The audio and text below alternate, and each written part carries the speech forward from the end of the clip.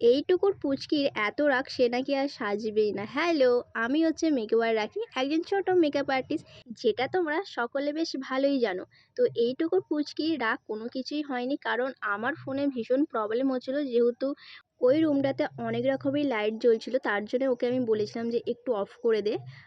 তো আমার থেকে এই ক্লায়েন্টের একটাই ডিমান্ড ছিল সিম্পলের মধ্যে লুক নেবে, আর ওকে আমি বলেছিলাম যে অল্প অল্প করে ফুল আনতে। ও মানে পুরোপুরি একদম দোকানটাকেই বাড়িতে নিয়ে চলে এসেছিলো। ওর কাছে কী না কী ফুল ছিল, গোলাপ থেকে, জুঁই থেকে, ব্যাঙ্গালোর জিপসি থেকে, দেন আর একটা ফুলের আমি নাম জানি না। এই নামটা তোমরা যদি কেউ জেনে থাকো অবশ্যই আমাকে কমেন্ট বক্সে জানিও।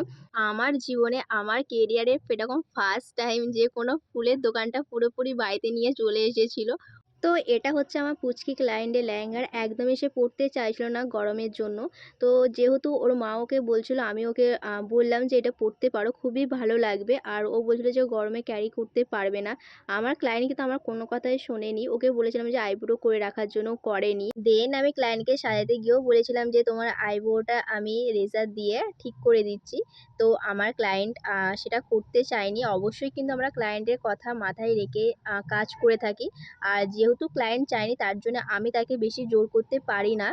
আমার ক্লায়েন্টের থেকে আমি সবটা জেনে নিয়েছিলাম, ও কেমন কি লুক নেবে, কতটা কি স্কিন টোন থেকে ফেয়ার নেবে না নেবে। চলো ওর ফাইনাল লুকটা দেখায়। এটা ছিল ওর হেয়ার স্টাইল। আর যেহেতু খুব একটা টাইম ছিল না, ও চেয়েছিল একদম সিম্পলের মধ্যে হেয়ার স্টাইলটা রাখার জন্য। আর এটা ছিল ওর ফাইনাল লুক। এই লুকটা অনেকের মতে আর একটু স্কিনটা ফেয়ার করলে ভালো হতো, তো ক্লায়েন্ট চেয়েছিল এবং ক্লায়েন্টের মা বলেছিল যে এই টোনটাই রাখার জন্য। তো এটা কিন্তু ওর ছিল ফাইনাল লুক। তোমরা কিন্তু দেখে অবশ্যই জানাবে কেমন লাগছে। আর তোমরা যারা আমার সাথে কন্ট্যাক্ট করতে চাইছো অবশ্যই কন্ট্যাক্ট করতে পারো খুবই তাড়াতাড়ি। কিছুদিন আগেই আমি একটা ক্লায়েন্টের রিভিউ পোস্ট করেছিলাম যে তার মেকআপটা সে নাকি পরের দিন একটা পর্যন্ত স্টে করিয়েছে।